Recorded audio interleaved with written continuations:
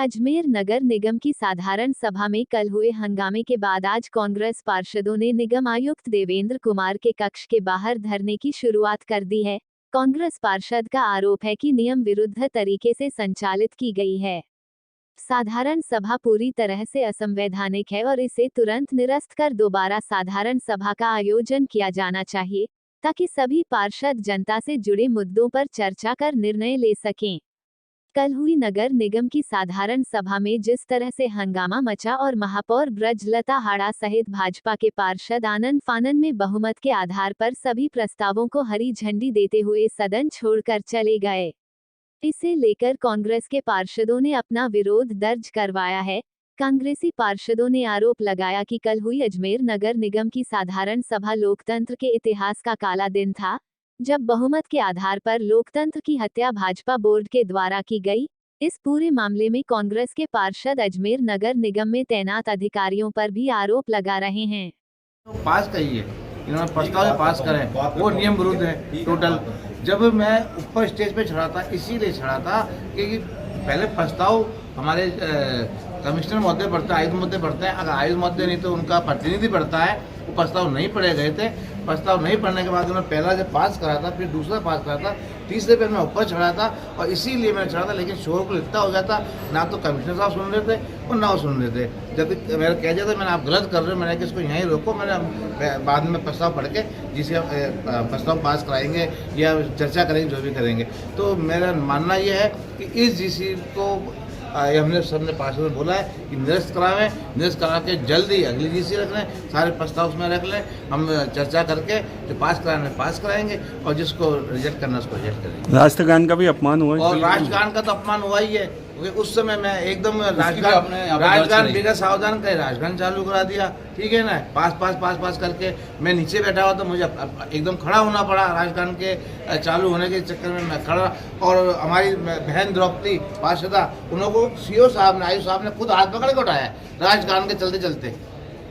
तो ये स्थिति मतलब राष्ट्रगान की कर दी इन्होंने पैदा। ये क्या है, बस बोली के है और कुछ नहीं। इनको तो दंगे करवा लो और कुछ नहीं, और ऐसे प्रस्ताव पास करा लो जिसके अंदर कमीशन मिलता है। बस ये शहरी सरकार है। और वैसे भी स्वर्गीय राजीव गांधी जी का एक सपना था कि निकायों को जो अधिकार दिए थे संविधान में 73वां और 74वां संविधान संशोधन करके, कि आम जनता की जरूरतमंद के काम करे नगर निगम। लेकिन ये किसी भी पार्टी के कार्यालय की तरह यदि चलाएंगे तो इसमें राजस्थान के अंदर यशस्वी मुख्यमंत्री अशोक गहलोत जी जो सरकार के मुख्यमंत्री है, आप ये मान के चलना इनकी मनमर्जी नहीं चलेगी। जिस तरह से अंग्रेजों के राज में जनता की आवाज़ को दबाया जाता था, इस तरह हमारी आवाज़ को ये दबा रहे हैं। कल भी आपने देखा जीसी में इन्होंने हमारी बात नहीं सुनी।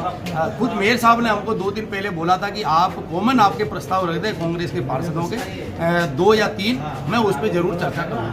लेकिन कल इन्होंने आनंद फानन में न तो आयुक्त महोदय ने प्रस्ताव पढ़े और न ही किसी प्रकार की उस पर चर्चा की गई, और बिना वैधानिक तरीके से पास करके चले गए। जब यदि इनके पास बहुमत था, भाजपा का बोर्ड था, तो इनको भगने की क्या जरूरत थी। ये वहाँ से सदन छोड़ के चले गए। इस तरह आज तक आज़ादी के बाद में कभी नहीं हुआ।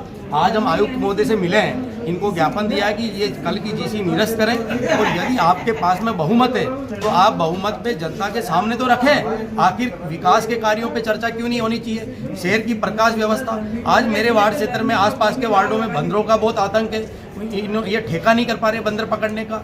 ऐसे बहुत से अलग आवारा जानवरों के लिए बहुत सी वो परेशानी चल रही है। शहर की जो मूलभूत सुविधाएं और जो समस्याएं हैं उनके बारे में चर्चा तक नहीं की गई, और शहर की मेन समस्याओं के बारे में ये चर्चा इसलिए नहीं करना चाहते कि ये मनमानी कर रहे हैं, और इनकी मिला भक्ति और ये जो आपस में खेल चल रहा है ना, ये किसी सूरत में नहीं चलेगा। 3 दिन का हमने आयुक्त महोदय को समय दिया है, या तो 3 दिन में हमारी बात का ये जवाब देंगे, इस जीसी को निरस्त करेंगे, अन्यथा ईंट से ईंट बजा देंगे, चुप नहीं बैठेंगे। अजमेर की जनता को लेकर के या इस नगर निगम के अंदर आएंगे और राजस्थान की सरकार में भी ये बात रखेंगे। मैं आपको विश्वास दिलाता हूँ और हमें उम्मीद है कि राजस्थान के मुख्यमंत्री जी और हमारी सरकार के मंत्री इनकी जो मनमानी है उस पर लगाम लगाएंगे। इनकी तानाशाही और जो असंवैधानिक तरीका है, जो लोकतंत्र में जिस तरह से हमारी आवाज़ को दबा रहे हैं, वो ऐसे नहीं चलेगा। किसी भी सूरत में आने वाले दिनों में ये जीसी निरस्त होगी। नगर निगम को कौन चला रहा है, बीजेपी? देखिए, बिल्कुल बीजेपी के जो हमारे सम्माननीय जो महापौर महोदय है उनके पति खुद बीजेपी के अध्यक्ष हैं, लेकिन वो अपनी पार्टी चलाएं, हमें कोई दिक्कत नहीं है। लेकिन नगर निगम बीजेपी के पार्टी कार्यालय की तरह नहीं चलेगा बिल्कुल किसी भी सूरत में, क्योंकि ये एक संवैधानिक संस्था है और वो हमारे लिए बहुत सम्मानित है। लेकिन हम हर नियम कायदों का सम्मान करते हैं और ये कोई पॉलिटिकल कार्यालय नहीं है, ये नगर निगम का कार्यालय है। उनको हमसे बात करनी चाहिए। कल यदि सदन में किसी प्रकार का शोरगुल हो रहा था, हमारे बीजेपी के भी बहुत से भाई थे पार्षद जो बात रखना चाह रहे थे, निर्दलीय भी अपनी बात रखना चाह रहे थे, लेकिन इन्होंने बिल्कुल तानाशाही तरीके से, बीजेपी के पार्षद इसलिए नहीं बोल पाते कि खुद वो बीजेपी के अध्यक्ष हैं, तो बीजेपी के पार्षदों की तो हिम्मत नहीं बोलने की। लेकिन हम जनता के साथ में धोखा नहीं कर सकते। जनता ने हमको जिस उद्देश्य के लिए चुन के भेजा है, हम उस उद्देश्य की पूर्ति करते हैं और हम किसी पार्टी पॉलिटिक्स में कमेंट नहीं करते। लेकिन ये नगर निगम जो है ना, ये संवैधानिक संस्था है, ये केवल संविधान से चलेगा।